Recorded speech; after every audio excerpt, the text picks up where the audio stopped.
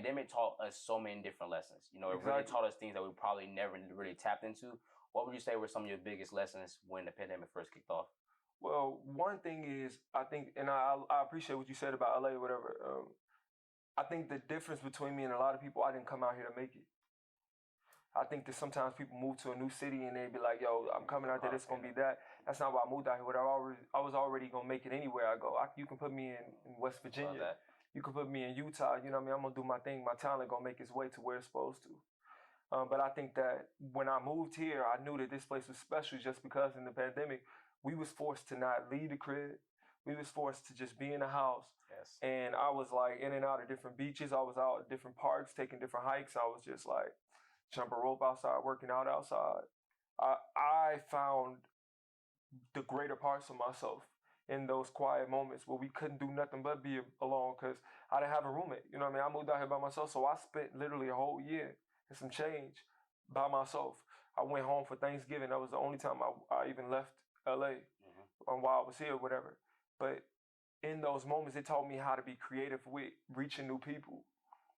It taught me how to strengthen my screenwriting skills. I'm a screenwriter. I'm very, very focused on that. And that really gave me that downtime to just sit down and just really hone in on my talent, create stories that I wanted to tell, stories that I had experienced, that I had heard and different things like that. And, you know, I was able to write my first movie, my first feature film. And even that, I had a major meeting with that movie. And they was interested in whatever, and it didn't go the way I wanted it to go. But the fact of the matter is that without the pandemic, I can't say I would have set myself down and wrote this film that's amazing. It's a suspense thriller, and it took a lot of me to create this, you know what I mean? Like, so it did that or whatever. And I think that it also was beautiful to kind of see we already know the value of being black, you know what I mean? Absolutely. Like we've always know that you being a black person, you know how powerful you are, you know just who you are. You just know that you're valuable. Yeah, it's exactly. It's a superpower. It ain't no lie. It's superpower to be black. Exactly. And that, you know, obviously we got a lot of negative and cons with being inside of being a black man and a black person, but like that's why they hate us. You know what I mean? It's a superpower. That melanin is strong. It's strong. So for me to experience the death of George Floyd, you know what I mean, and just like even the whole how they handled Breonna Taylor, it was just eye opening just because it was just like an awakening among Americans. It was just like, damn, or even around the world, because we saw it everywhere. Yes. People was just like, wow, you know, like we really have to make a difference and make a change. And I know it's not an overnight thing, whatever, but it was beautiful to see some kind of unity between us and just to focus on seeing how we're handled in these streets, you know what I mean? So I thought that was beautiful to see black people come together, for other races to come with us, you know what I mean, and just align themselves with us, and just different companies also to take some kind of awareness to what was going on that has been going on far before George Floyd, you know what I mean? Right, for years before Trayvon. Yeah, like before Trayvon, it's just all of it. You know, even I be watching this thing called Women of the Movement, and it's Emmett Till. Like if you watch that story and you know the history of that story, and he's from Chicago, you know what I mean? Okay, dope. That could have been me or any exactly. Yeah, wow. So just watching that and just knowing that same thing is still happening, how they try to cover it up and how they move with that. But, you know, in the pandemic, it was a good look to see some kind of, you know, change, even though it wasn't full change, you know what I mean? Some kind of effect. Him losing his life, whatever, definitely urged people to kind of like take a double look at how they were maneuvering and how they was handling us and just seeing us. So, yeah. And everything you said was powerful. I can give you that. And you always came across to me, and even though, again, this is our first time, like, actually hanging, you know, chilling, you know, vibes type of things, you know, we've watched each other, I think, very closely. We feel like we know each other. We have a connection. We have a mutual interest, you know, things of that nature. And one thing I say is your genuineness and your love and how you maneuver is, I can tell that you mean that. I don't sense no fakeness in whether it's your Twitter, whether it's your Instagram, whether it's your Snapchat, whether it's us having a conversation, it's very genuine. Yeah. And you have this new thing you've been doing called Siergio's Lessons. And it's like all your different tweets and different powerful statements and things. What is Siergio's Lessons, and what prompted you to start that? Yeah, like honestly, it may feel new to you just because I probably don't post to Instagram that much, but I actually been doing it for, man, if Instagram been out, however long Instagram been out, I've been doing it that long. I just, like, it really prompted me just because I feel like sometimes, like, spirituality is a very, very deep thing. It's like a connection between a higher power and yourself, or whatever. So oftentimes there'll be messages and things that come to my mind that I'm not even experiencing or going through. Yeah. That are put on my heart that I found the need to share with other people. Maybe it's not helping me get through, but maybe it'll eventually help me get through or help somebody else get through, or somebody that you may know get through. And to me, like, you know, a lot of people, they always say like, yo, you should be a motivational speaker. You know, you speak so this and you speak so that. And, you know, I've always had something to say, even as a little shorty, I always had something to say. You know what I mean? But I realized as a young kid or whatever that what you say mattered. You know what I mean? Because words were so powerful.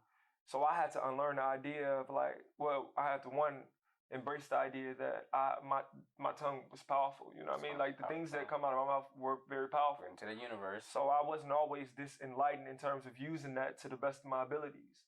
So as time progressed and I became a man and I became more wise and I understood the power of the tongue, I decided to put the better things out.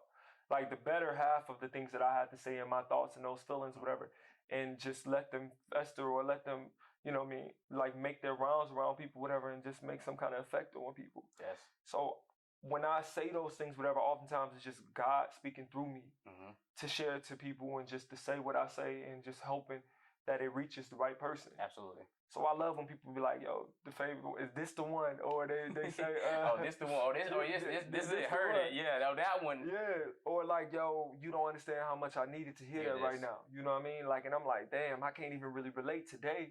But I'm glad that I was able to say that to you, whatever. And so, yeah, Siergio Lessons is something that I hope to continue to pour into and just continue to allow it to elevate and reach people even in a higher level. And just it's my way of like making a difference.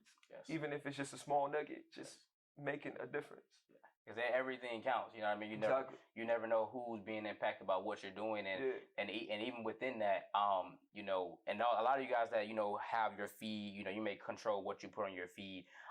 Follow at Siergio's Lessons on Instagram. You'll catch all of his amazing things he has to say, and it may resonate with you. I'm one of those people, you know what I mean? I follow a lot of motivational things, and you know, especially Instagram nowadays is a huge quote-based thing. You know, everybody's reposting quotes, and so I see a lot of things he posts. It's like 100 here, you know, fire, flames, whatever. I'm one of those people.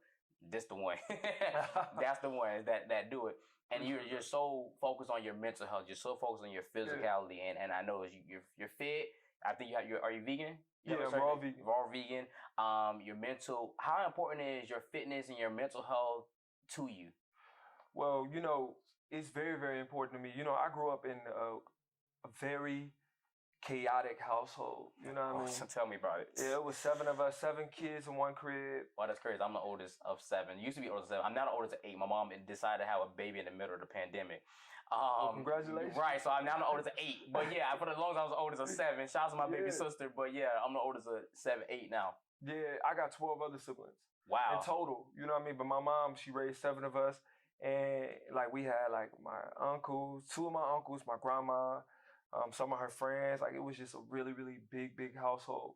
And when I got out of there when I was 17 and I went to college and things like that, I made it my business to make sure that I address the things that may not have been in the topic of conversation, like, you know what I mean? Like mental health and things like that. That's so important because I think as Black people, sometimes we kind of like navigate through it. Like it's like, oh, you'll get over it or just pray it away and things like that, whatever. But I think it's important to do things like meditate and do things like have conversations with yourself or speak to people who can actually make a change or help you, you know what I mean, understand what you're going through, whatever. So mental health is definitely at the top of my list just because of the way I grew up and how I was like navigating through Chicago life.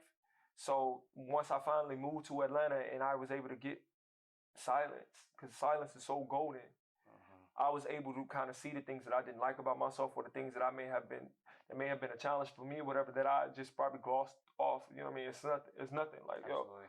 So I thought it was really, really important for me to make sure that I really, really stayed on top of that. Because I have people who have mental health issues in my family, and just understanding that those people are like very important to kind of like how you handle them and how you maneuver with them is so important just because like you never know what is going on in their mind or in their life, you know what I mean? So is that difficult? Because I'm glad you said, because that's something I think I've struggled with too.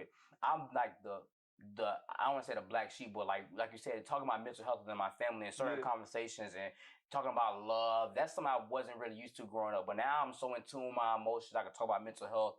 My family, I'm not used to them doing that. Exactly. Was that difficult for you to kind of introduce that to your family, being that one? It was like, yo, like, let's talk about mental health. Let's talk about depression. Like, I want to talk about that shit. Like, was that difficult at first for you? Or were they pretty open to it? They were. I don't think that. I think that like most black families, I think my family is no different. I think that oftentimes there's a lot of denial. You know, it's a lot of like, oh, like it's not really that deep, or like not really having a conversation. So it's a challenge all the time trying to address things that they may be up against, or things that I see that can be changed, or that could be like addressed so that it doesn't get worse. But you know, I don't know. Like all I do is try to offer my little tidbits, and then however the chips they fall, they fall. But I learned through wisdom and time, whatever, not to throw my idea of how somebody should move and be. You know what I mean? So I have to let them get to where they have to get to where they want to be, and how they can see themselves the way I do. Because rather than trying to be like, no, you have anger issues or you have this, whatever, you know, finger pointing, I learned that kind of like that scares people away. Yeah, you know what I mean? It's easy to put up a the face back and it's like, yeah, nah, I ain't rocking with that. Yeah, so it's definitely an uphill battle. All I can do is just pray and just continue to be an example, and just talk to them in a way that, again, it's not like me attacking them. So, yeah.